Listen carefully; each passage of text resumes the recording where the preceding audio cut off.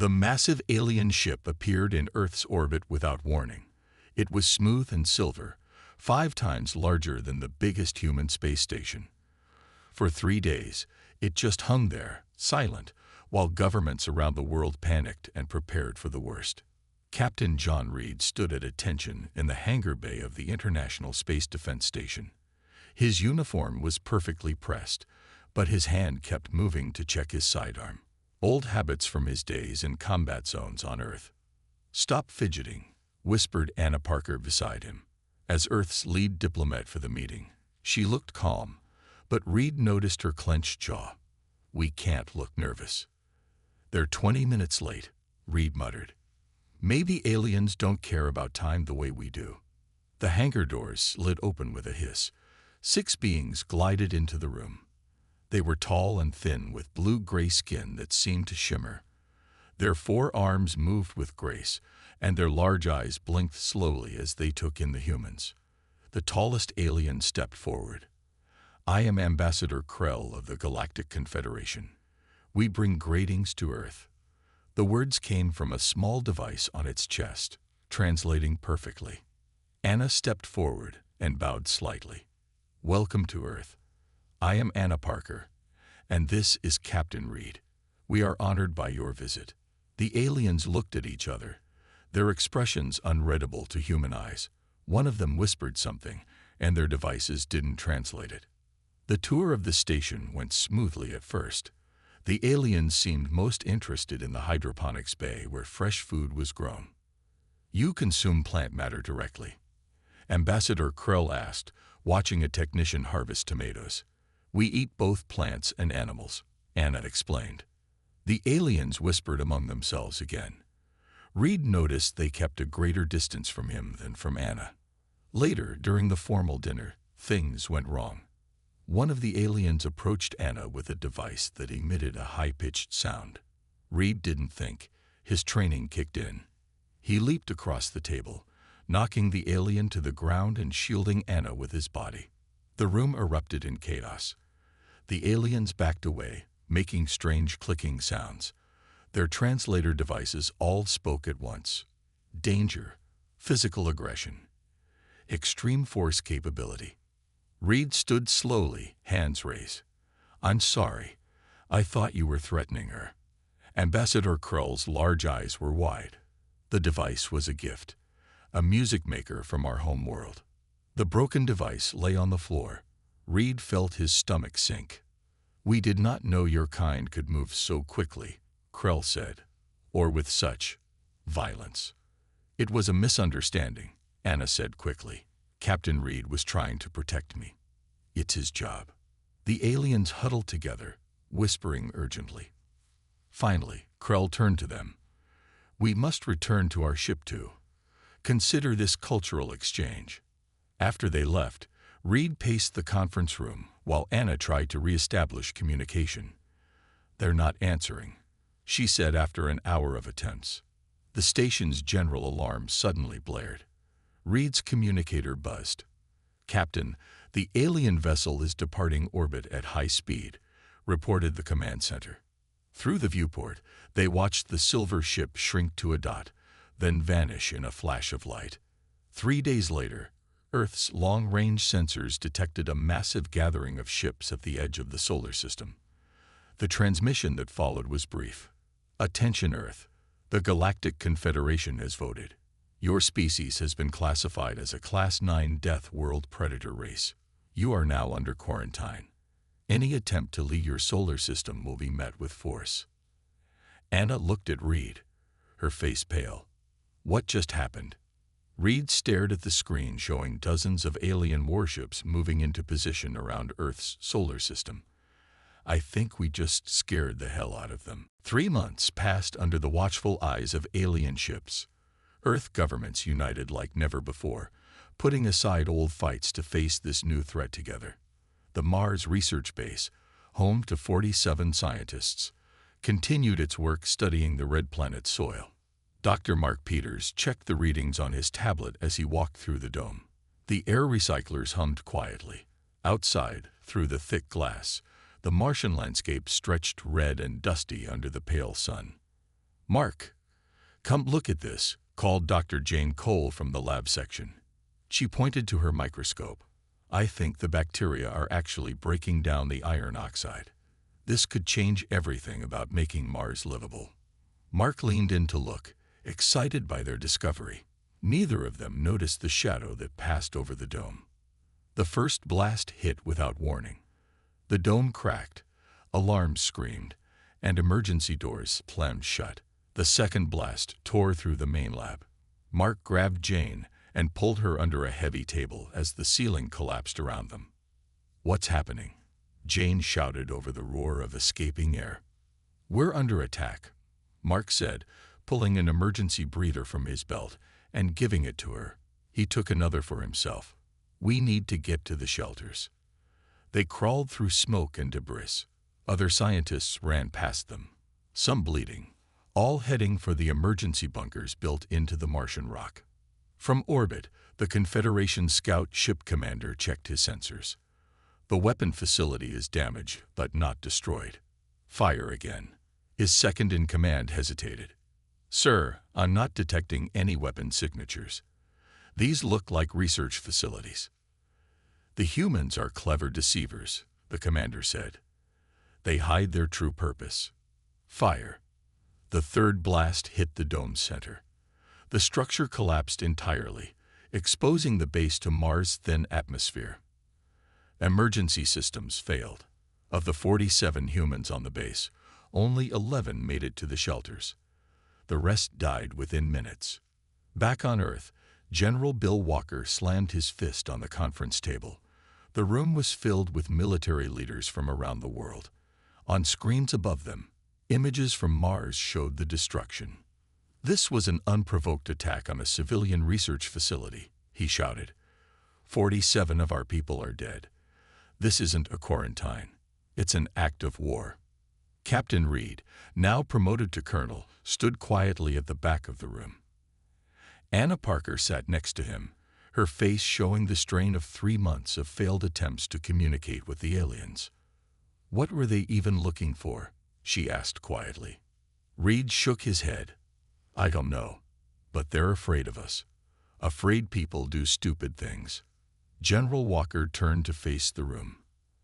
"As of this moment, Earth is at war with the Galactic Confederation. I am authorizing all defensive measures. We will protect our people." The room erupted in voices of agreement. Plans were made. Earth's limited space fleet was mobilized. Weapons platforms were deployed in orbit. Military bases on the moon were put on high alert. In deep space, Ambassador Krell received the reports of the Mars attack. He called an emergency meeting of the Confederation Council. "We have made a terrible mistake," Krell said to the gathered aliens. "The facility we destroyed was scientific, not military." The council leader's skin changed color with anger. "You are too sympathetic to these humans. Our monitors show they are now preparing weapons. This confirms their aggressive nature." "They are responding to our aggression," Krell argued. "We attacked first." "Enough." The council leader silenced him. "The decision is made. These humans are too dangerous to be allowed into space. The containment action will proceed. A fleet will be sent to neutralize their defensive capabilities." Krell looked around the chamber, seeing fear in the eyes of the council members. None would stand against the leader. On Earth, humans worked day and night to prepare. They didn't know what was coming, but they knew they had to be ready. Colonel Reed watched ships and weapons being prepared and wondered if any of it would be enough. "They have no idea what they've started," he said softly. The alien fleet arrived 1 month later. 50 ships, each larger than anything humans had built, appeared at the edge of Earth's solar system. They moved slowly, confident in their power. Major Tom Jackson stood on the bridge of Orbital Defense Station Alpha. At 55, he was the oldest officer still in active service. He had fought in wars on Earth, but never imagined fighting in space. "Status report," he ordered, watching the main screen as red dots representing alien vessels moved closer. "All weapons online, sir," his second-in-command replied. "Earth's defense fleet is in position. Lunar bases report ready. Jackson nodded. Earth had only 12 real warships. The rest were converted science vessels, or cargo ships hastily fitted with weapons. Against 50 alien warships, the odds were terrible. The communications officer turned from her station. "Sir, they're broadcasting a message." The screen changed to show a being similar to Ambassador Krell, but with markings that suggested higher rank. "Humans of Earth," the alien said, "your species has been deemed too dangerous to join galactic society. Surrender now. We will allow your species to live under our control." Jackson snorted. "Tell them we decline their generous offer." The alien fleet advanced. The battle began at the orbit of Jupiter. Human ships, though smaller and less powerful, were faster and more maneuverable. They darted between the larger alien vessels, firing missiles and energy weapons. The aliens were shocked when their first ships fell. They had expected an easy victory, but these humans fought with unexpected skill and determination. "Impossible," the alien admiral hissed as reports of damage came in. "How are they still functioning?" "Our weapons hit that vessel directly." His science officer checked readings. "Sir, the humans inside are injured but still fighting. Their biology allows them to continue despite damage that would incapacitate our people." On Defense Station Alpha, Major Jackson received reports from the battle. 3 alien ships destroyed, but 5 human vessels lost. The odds were still against them. "Sir," a young officer called out, "Station Beta reports their main reactor is failing after that last hit. They're evacuating." Jackson's face hardened. Station Beta was directly in the path of the alien fleet's advance to Earth. If it fell, the aliens would have a clear route. "Tell all ships to continue the fight," he ordered. Then he made a decision, and begin evacuation of this station. Skeleton crew only to remain. His second-in-command looked up in surprise. "Sir," Jackson moved to the navigation controls. "I'm staying aboard. The rest of you get to the escape pods." "That's an order." After the crew evacuated, Jackson fired the station's engines. The massive structure groaned as it moved from its stable orbit. He targeted the lead alien ship, the flagship of their fleet. The alien admiral watched in confusion as the human space station changed course. "What are they doing? That structure cannot fight effectively." His tactical officer's eyes widened. "Sir, it's on a collision course with us. At its mass and velocity, our shields can't." The impact was visible from Earth. Defense Station Alpha, 30 years old and home to over 1,000 humans in peacetime, slammed into the alien flagship at nearly full speed. Both structures shattered in a massive explosion. The shockwave damaged 3 nearby alien vessels. The alien fleet faltered. Their admiral was dead. Their formation broke. Some ships continued toward Earth, while others paused to regroup. On Earth's moon, Colonel Reed watched the battle from the command center. He saw Jackson's sacrifice and the resulting confusion in the alien ranks. "Now," he ordered, "launch everything we have." Earth's remaining ships, joined by fighters from the lunar bases, swarmed the disorganized alien fleet. What had been a sure victory for the aliens turned into chaos. By the time the battle ended, 23 alien ships had been destroyed or disabled. The rest retreated, limping back to the edge of the solar system. In the Confederation fleet's flagship, now a damaged vessel taking over command, a new admiral assessed their losses. "How?" she demanded. "How could primitives do this to us?" An intelligence officer showed her footage from captured human ships. It showed human crew members continuing to fight despite injuries, operating in damaged sections with only breathing masks, enduring forces that would kill most Confederation species. "They're not just tough," the officer said. "There's something else entirely." The admiral stared at the images. For the first time in her long life, she felt true fear. 6 months passed. Earth changed in ways no one could have imagined before the aliens came. Countries worked together, pooling resources and knowledge. The captured alien ships proved invaluable. Human scientists and engineers worked day and night to understand the advanced technology. Dr. Lisa Miller hadn't slept properly in days. Her lab was filled with parts from alien engines. She rubbed her tired eyes and took another sip of cold coffee. "I think I've got it," she said to no one in particular. Her team had gone home hours ago, but she stayed, unable to let go of the puzzle. The alien faster-than-light drive was almost within her understanding. Almost. The door opened and Admiral Reed walked in. He had been promoted after the battle, now in charge of Earth's growing defense force. "You should rest, Doctor," he said, looking at the scattered components. Lisa shook her head. "We're close. So close to understanding how they travel between stars." She pointed to a crystal-like structure. "This is the key. It somehow bends space instead of just moving through it." Reed nodded, though he didn't fully understand. "When you crack it, we can take the fight to them." "Is that wise?" Lisa asked, looking up from her work.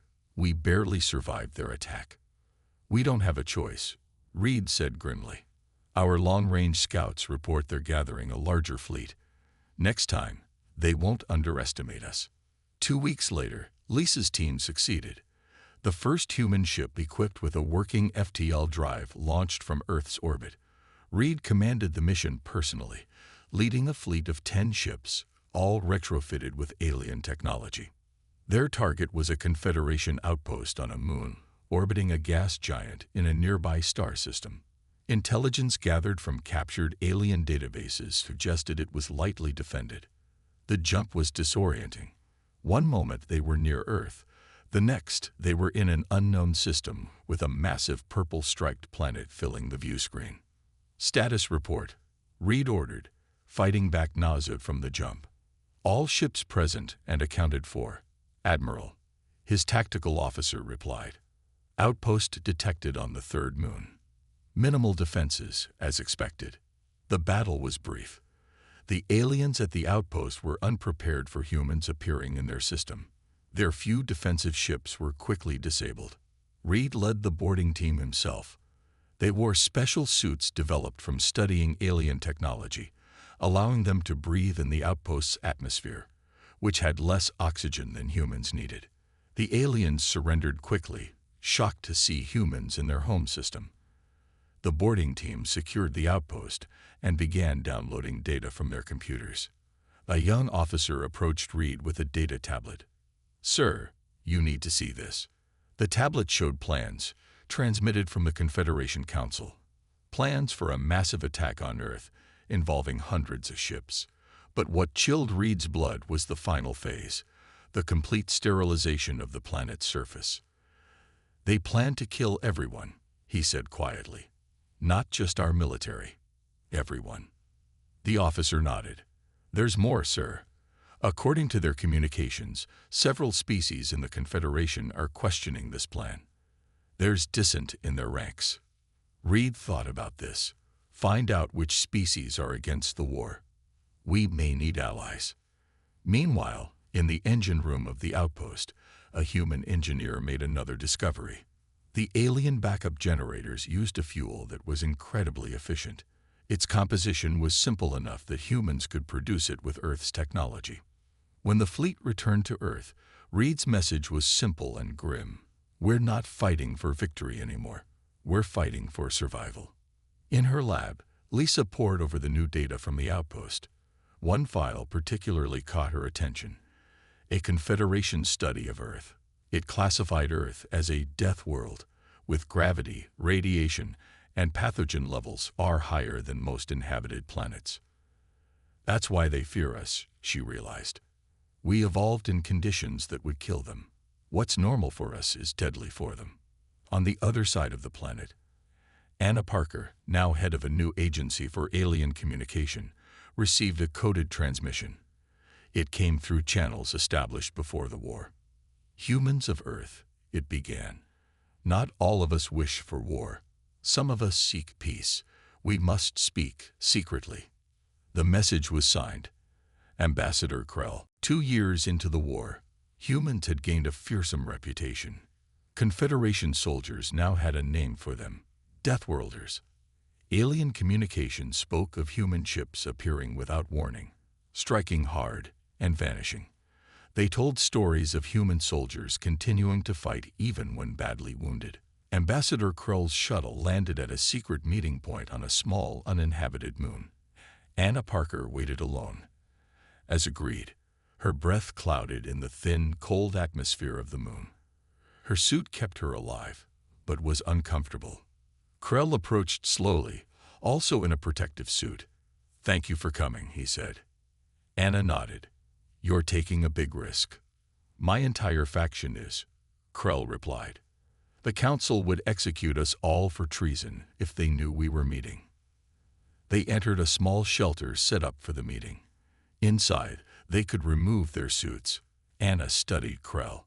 He looked tired, his blue-gray skin darker than she remembered. "The war is going badly for both sides," he said. "My people have lost over 100 ships. Your Earth has been attacked 3 times. We've held them off," Anna said, perhaps with more confidence than she felt. "Yes, it terrifies them."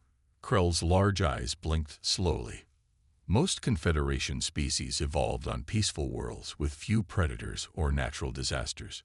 Your world shaped humans differently." Anna thought about the information Dr. Lisa Miller had discovered. "That's why you fear us. Because we're from a death world." Krell nodded. "But some of us see potential in humans, not just danger. We can help each other." They spoke for hours, making plans. When Anna returned to Earth, she brought hope. Potential allies within the Confederation. Meanwhile, Commander Jack Wilson led a special team of Earth's best soldiers on a high-risk mission. Intelligence from Krell's faction had revealed the location of a Confederation weapons facility. The facility was reportedly building something that could destroy entire planets. Wilson's team used a small stealth ship to approach the facility, which orbited a dying star. They wore new suits, designed to allow humans to tolerate extreme environments. "Remember," Wilson told his team as they prepared to board, "we need evidence of what they're building. Then we plant the charges and get out." The boarding was successful. The alien guards were unprepared for humans who could move so quickly and withstand so much damage. Wilson led his team through the facility, downloading data and placing explosives. In the central lab, they found it. Plans for a weapon that could cause a star to go supernova. Earth's sun was the target. "They're insane," whispered Wilson's second-in-command. "This would kill billions, not just humans." Suddenly, alarms blared. They had been discovered. The team ran for their extraction point, fighting through guards. 2 human soldiers fell. The rest made it to the exit corridor, but Wilson realized the aliens were closing blast doors that would trap them. "Take the data," he told his team, handing the storage device to his second. "I'll hold the door." "Sir, we can't leave you." "That's an order." Wilson shoved him through the doorway, then turned to face the approaching alien guards. He fired his weapon, keeping them back as his team escaped. When he knew they were clear, he pressed the detonator. The explosion ripped through the facility. Wilson died instantly, along with hundreds of aliens. But his team escaped with the vital information. Back on Earth, Admiral Reed reviewed the mission results. The evidence was clear. The Confederation was planning to destroy Earth entirely. "We need to strike first," suggested General Walker. "Hit their capital world before they can use this weapon." Reed nodded grimly. "Assemble our largest fleet and contact Krell's faction. It's time for a final push." Dr. Miller had more information to add. "We've analyzed their biology more thoroughly now," she said. "Their species simply can't handle what humans consider normal conditions. High gravity, radiation, temperature extremes, even our bacteria, all deadly to them." "Can we use that?" asked Reed. Miller smiled for the first time in months. "I think we can. I call it Project Thunderclap. It uses our greatest advantage, the fact that we can survive where they cannot." Reed looked at the plans she presented. "This is bold, Doctor. Incredibly risky." "So is doing nothing," she replied. Reed made his decision. Prepare the fleet and start training troops for Project Thunderclap. We end this war, one way or another. The combined fleet gathered at the edge of Earth's solar system. 200 human ships, alongside 30 vessels from Krell's rebel faction. It was the largest force humans had ever assembled in space, yet still smaller than what awaited them at the Confederation capital world. Captain Emma Gray checked her special environment suit one last time. She commanded one of the key teams for Project Thunderclap. Her 20 soldiers were all volunteers, knowing they might not return. Final checks complete, she announced. Team Thunderclap Alpha ready. Similar reports came in from the other 19 teams.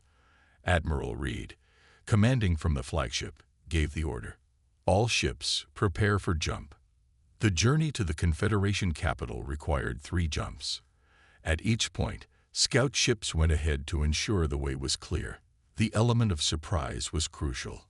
On the final approach, Reed addressed all ships. We face overwhelming numbers, but remember, they fear us for good reason. We are stronger, faster, and tougher than they ever expected. Project Thunderclap will give us our edge. Good luck to all. The fleet emerged from the jump point directly into battle. The Confederation had detected them minutes before arrival and scrambled their defenses. Hundreds of alien ships moved to intercept. Launch Thunderclap teams, Reed ordered. Small, specially designed pods shot from the human ships. These pods, barely large enough for a single person in an environment suit, were nearly impossible to track. While the main fleets engaged, the pods slipped through the chaos towards specific targets.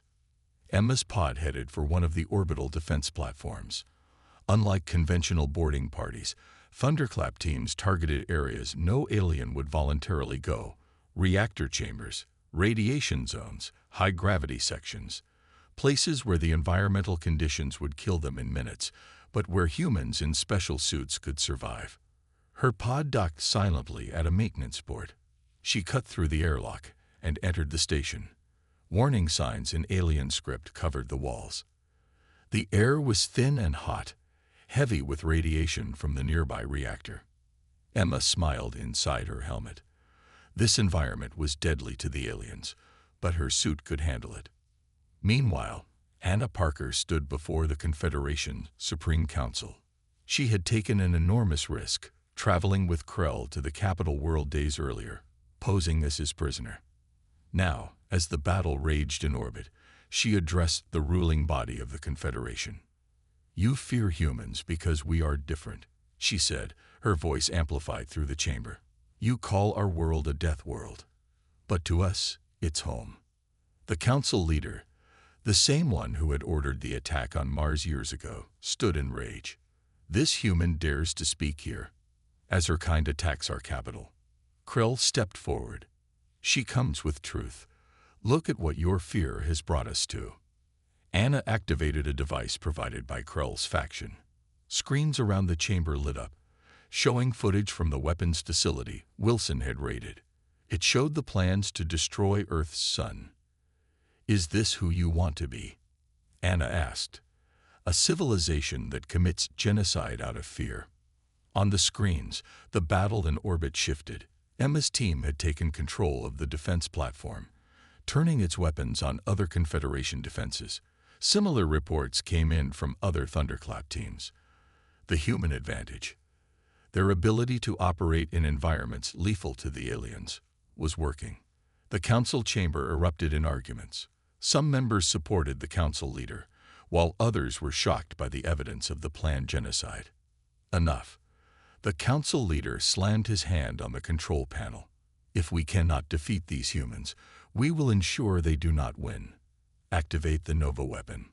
On a distant command ship, operators received the order. The superweapon that could destroy Earth's sun had been moved to this system as a last defense.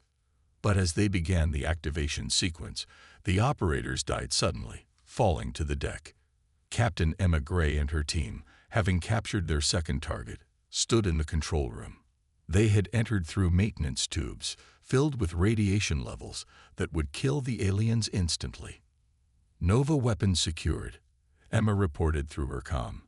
All activation systems disabled. Back in the council chamber, the leader received the news with disbelief. Impossible, he whispered. How could they get aboard the command ship?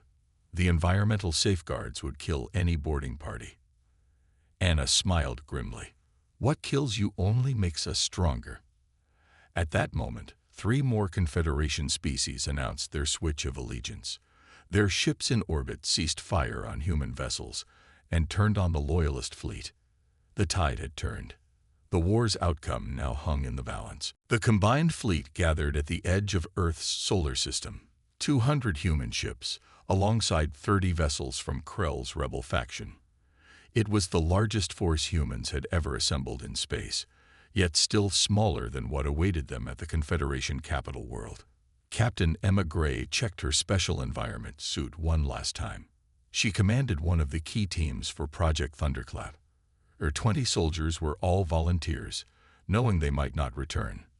Final checks complete, she announced. Team Thunderclap Alpha ready. Similar reports came in from the other 19 teams. Admiral Reed, commanding from the flagship, gave the order. All ships, prepare for jump. The journey to the Confederation capital required 3 jumps. At each point, scout ships went ahead to ensure the way was clear. The element of surprise was crucial. On the final approach, Reed addressed all ships. We face overwhelming numbers, but remember, they fear us for good reason. We are stronger, faster, and tougher than they ever expected. Project Thunderclap will give us our edge. Good luck to all. The fleet emerged from the jump point directly into battle. The Confederation had detected them minutes before arrival and scrambled their defenses. Hundreds of alien ships moved to intercept. Launch Thunderclap teams, Reed ordered. Small, specially designed pods shot from the human ships. These pods, barely large enough for a single person in an environment suit, were nearly impossible to track. While the main fleets engaged, the pods slipped through the chaos toward specific targets. Emma's pod headed for one of the orbital defense platforms. Unlike conventional boarding parties, Thunderclap teams targeted areas no alien would voluntarily go: reactor chambers, radiation zones, high-gravity sections. Places where the environmental conditions would kill them in minutes, but where humans in special suits could survive. Her pod docked silently at a maintenance port. She cut through the airlock and entered the station. Warning signs in alien script covered the walls. The air was thin and hot, heavy with radiation from the nearby reactor. Emma smiled inside her helmet. This environment was deadly to the aliens, but her suit could handle it.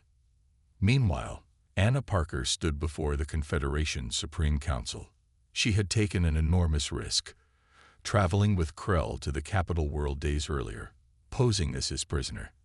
Now, as the battle raged in orbit, she addressed the ruling body of the Confederation. "You fear humans because we are different," she said, her voice amplified through the chamber. "You call our world a death world, but to us, it's home." The council leader, the same one who had ordered the attack on Mars years ago, stood in rage.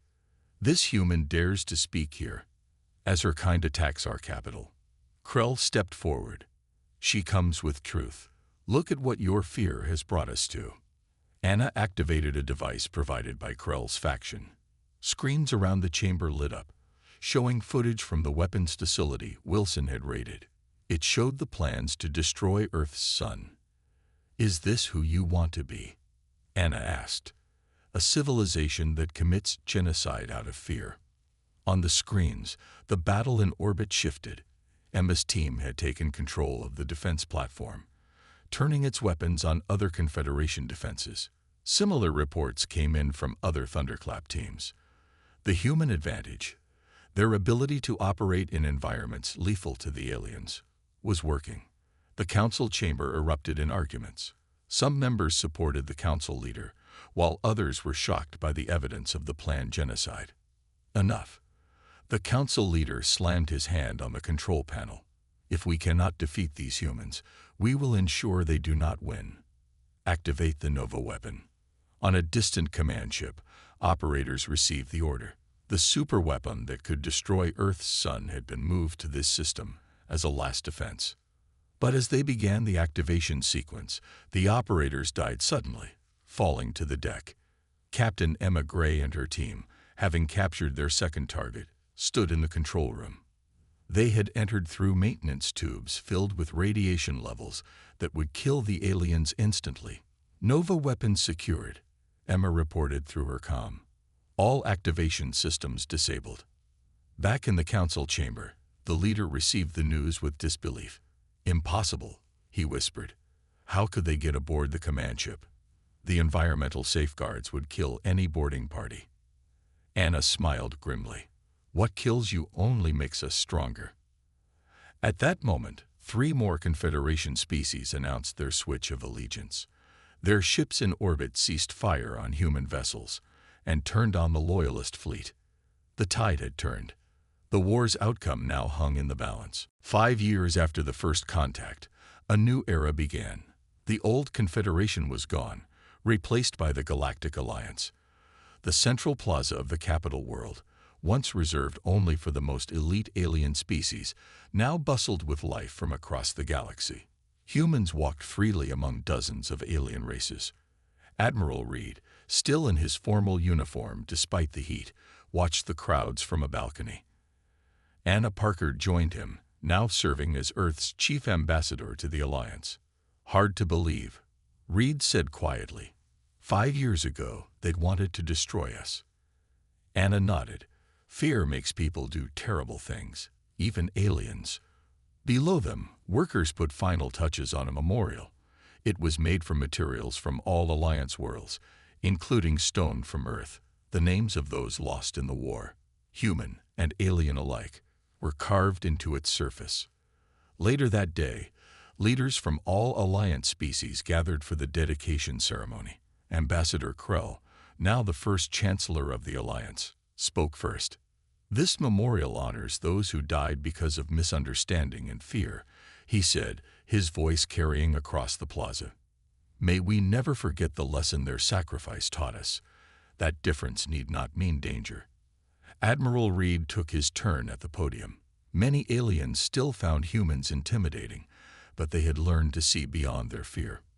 "When we first met," Reed said, "we scared you. Our strength, our resilience, our ability to survive in harsh conditions. These things made you fear us. But these same qualities now help protect all of us in the Alliance."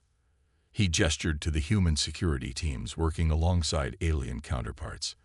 Since the war ended, human special forces had become valued throughout the galaxy, able to operate in environments too dangerous for other species. Dr. Lisa Miller, now head of the Interspecies Medical Exchange, stood with a group of alien scientists. Her work had revolutionary implications. Human immune systems, evolved on a planet teeming with pathogens, provided insights that helped treat diseases affecting other species. "Our differences make us stronger together," she told a young alien student. "What humans consider normal, our gravity, our bacteria, our radiation levels, helped shape us into what we are. And now, that helps us all." Not everyone celebrated the new alliance. The former council leader and his most loyal followers had escaped during the final battle. They had retreated to distant systems, building a shadow of the former Confederation. They still viewed humans as a threat to be eliminated, but for now, they remained in hiding, licking their wounds. As evening fell on the capital world, Admiral Reed found himself standing next to Emma Gray, now a full commander. They watched human and alien children playing together in a park specially designed to be comfortable for all species. "Was it worth it?" Emma asked quietly. "All the lives lost." Reed considered the question carefully. "I wish we could have found another way, but now we have a chance to build something better than either humans or the Confederation had before." Across the plaza, Ambassador Krell spoke with Anna Parker. "You're Captain Reed," Krell said, still using Reed's old rank. "He could have sought revenge for what we tried to do to Earth." Anna smiled. "That's not who we are, despite what you initially thought. Humans can be fierce when threatened, but we don't seek war." A valuable lesson for us all, Krell replied. We feared your physical capabilities so much that we never looked beyond them to see your compassion. As night fell, the memorial was lit from within, the names of the fallen glowing softly in the darkness. Human and alien alike stood in silence, remembering those lost and looking forward to a future together. On a balcony above the plaza, General Walker joined Reed. The old soldier had fought through the entire war, but now served as a military advisor to the Alliance. Did you ever think, Walker asked, when that alien came at Anna with that music device, and you tackled him, did you ever think that would lead to all this? Reed laughed softly. A first contact mission where I nearly started a war, but ended up helping forge a galactic alliance. No, that wasn't in the mission briefing. Walker clapped him on the shoulder. Just goes to show. Sometimes the most terrifying thing in the galaxy is exactly what the galaxy needs. Below them, the new Alliance flag flew alongside Earth's flag and those of all member worlds. The inscription on the memorial, written in all Alliance languages, caught the light. From misunderstanding to understanding, from war to peace, from isolation to unity. We move forward together.